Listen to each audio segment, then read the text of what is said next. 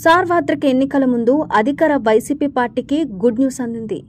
YCP అధినేత CM Jagan చేపట్టిన bus యాత్ర సూపర్ హిట్ అయింది. ఎన్నికల ప్రచారంలో భాగంగా పార్టీ కార్యకర్తల్లో జోష్ నింపాలనే ఉద్దేశంతో సిద్ధం పేరిట 4 సభలను నిర్వహించారు. సిద్ధం సభలకు పార్టీ కార్యకర్తల నుంచే కాకుండా సామాన్య ప్రజల నుంచి కూడా అనూహ్య స్పందన లభించింది. దీంతో మేమంతా సిద్ధం పేరిట సీఎం జగన్ బస్సు యాత్ర చేపట్టారు. అన్ని జిల్లాలను కవర్ చేస్తూ ఈ బస్సు యాత్ర సాగుతోంది. జగన్ చేపట్టిన బస్సు యాత్రకు ప్రజల నుంచి విశేష స్పందన వస్తోంది. జగన్ ప్రతిపక్ష నేతగా ఉన్న సమయంలో చేసిన పాదయాత్రకు మించిన ప్రజాదరణ బస్సు యాత్రకు లభిస్తోందని వైసీపీ నేతలు చెబుతున్నారు.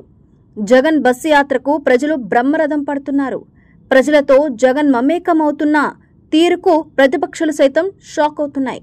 జగన్ బస్సు యాత్ర చేపట్టిన తరువాత వైసీపీ క్యాడర్ మొత్తం కూడా యాక్టివ్ అయింది. జగన్ గెలుపు కోసం అందరూ రంగంలోకి దిగారు.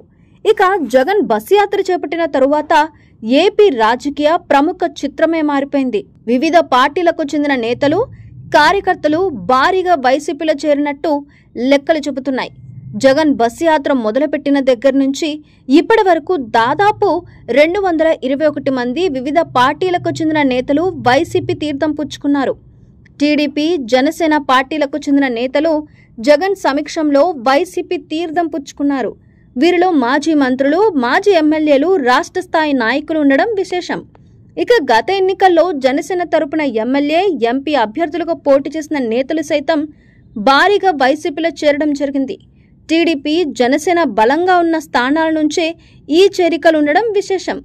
రాయలసీమ, విజయవాడ, ఉభయ గోదావరి జిల్లాలకు చెందిన నేతలు వైసీపీ కండువా కప్పుకున్నారు. ఇదే సమయంలో 1,25,000 మంది వివిధ పార్టీలకు చెందిన క్రియాశీల కార్యకర్తలు అధికారికంగా వైసీపీలో చేరినట్టు తెలుస్తోంది.